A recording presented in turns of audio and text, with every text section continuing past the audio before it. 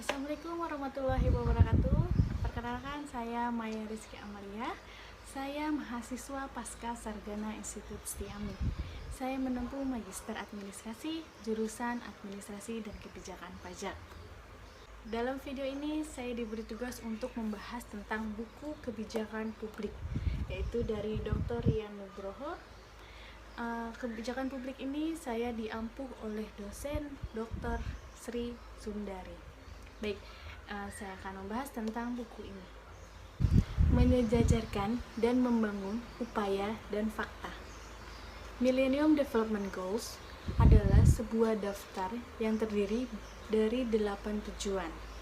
Dapat sekaligus menjadi strategi yang wajib dicapai semua negara pada akhir 2015, yaitu yang pertama, menanggulangi kemiskinan dan kelaparan. Dan yang kedua, mencapai pendidikan dasar untuk semua. Dan yang ketiga, mendorong kesetaraan gender dan pemberdayaan perempuan. Yang keempat, menurunkan angka kematian anak. Yang kelima, meningkatkan kesehatan ibu. Yang keenam, memerangi HIV/AIDS, malaria, dan penyakit menular lainnya. Yang ketujuh, memastikan kelestarian lingkungan hidup. Dan yang kedelapan, membangun kemitraan global untuk pembangunan. Globalisasi. Sejumlah negara menjadi pelopor dan kemudian pemenang dalam globalisasi, dengan persaingan global sebagai core value-nya. Sebagian lagi menyusul masuk ke dalam gerakan globalisasi dan menjadi bagian dari pemenang-pemenang global. Tetapi sebagian lagi gagal masuk ke dalam armada globalisasi dan menjadi pemain pinggiran. Namun, ada juga yang menjadi mangsa globalisasi. Paling buruk adalah negara yang terbuang dalam peradaban globalisasi. Teori demokratisi dini dan rezim ekstraksi. Rezim ekstraksi adalah rezim yang menggali kekayaan bangsanya untuk dimanfaatkan untuk dirinya sendiri, untuk kelompoknya sendiri, dan untuk rezimnya sendiri, yang dikehendaki berkuasa selama-lamanya. Setuju atau tidak, suka atau tidak suka, proyek demokrasi total Indonesia pasca reformasi telah membuka semua kesepakatan bagi bangsa Indonesia, juga menjadi bangsa yang besar dengan landasan kebebasan berpolitik secara penuh dan terbuka total. Sudut pandang menyalahkan demokrasi sering dituduhkan kepada para old thinker, mereka yang dinilai mencintai masa lalu daripada melihat secara realistis ke depan. Mengatasi tumpang tindih kebijakan. Kesepakatan ini perlu disempurnakan dengan 2 poin, yaitu ada pada konsideran menimbang dan pada konsideran mengingat. Saya akan bahas terlebih dahulu pada konsideran menimbang. Konsideran menimbang ada 5 poin yang akan saya bahas. Yang pertama, dimensi filosofi yang berisi harmonisasi filosofi pada dimensi yang perlu disebutkan muatan sila dari Pancasila sebagai filosofi bangsa. Yang kedua, dimensi nilai yang berisi harmonisasi nilai-nilai atau kepentingan-kepentingan nasional yang diperjuangkan untuk dimenangkan. Di sini termasuk juga dimensi politis dan sosiologis yang dimaksud pada konsideran sebelumnya.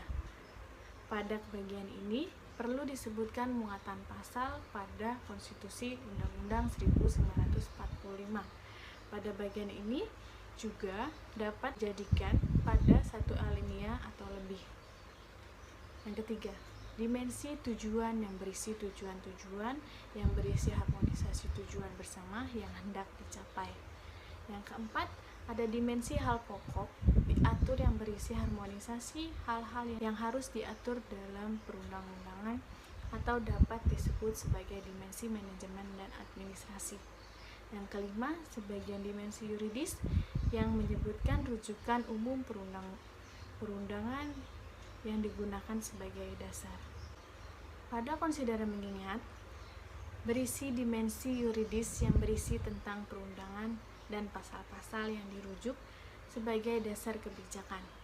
Beberapa dengan model yang ada yaitu hanya menyebutkan peraturan perundangan, direkomendasikan perbaikan dan dalam bentuk penyebutan pasal-pasal yang terkait untuk memastikan relasi antar kebijakan terjadi secara optimal. Ada konvergensi kebijakan. Konvergensi kebijakan atau kebijakan konvergensi. Konvergensi kebijakan adalah sebuah gerakan pengembangan kebijakan dari 2 atau lebih negara yang terjadi secara sukarela. Baik, kita akan membahas total quality policy atau kebijakan mutu total.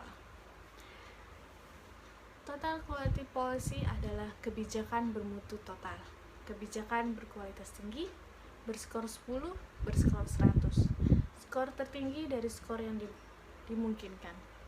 Bahwa setiap negara memerlukan kebijakan publik bermutu total untuk mampu mentransformasikan negara berkembang menjadi negara maju.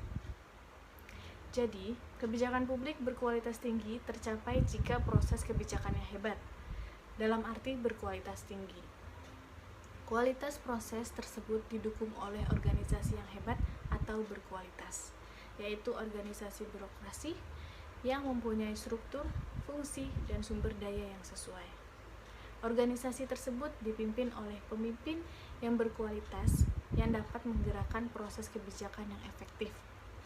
Pada akhirnya, tim memproses kebijakan bergerak secara luas dari bawah membawakan komitmen untuk menghasilkan kebijakan publik yang berkualitas tinggi. Bahasan terakhir yaitu menuju kebijakan unggul. Dapat disimpulkan, kebijakan publik yang ideal yaitu yang unggul mempunyai 3 ciri utama yang sekaligus menjadikan sebagai kriteria, yaitu yang pertama, cerdas adalah memecahkan masalah pada inti permasalahannya. Kecerdasan membuat pengambil keputusan kebijakan publik fokus kepada isu kebijakan yang hendak dikelola dengan kebijakan publik daripada popularitasnya sebagai pengambil keputusan kebijakan.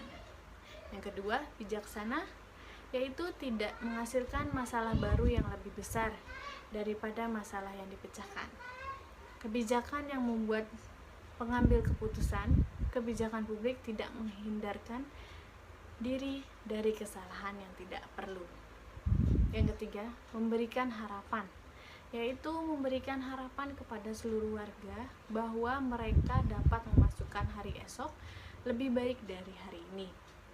Dengan demikian harapan, maka kebijakan publik menjadi a symbol of transfer of prosperity dalam sebuah kehidupan bersama, sebuah sistem yang bisa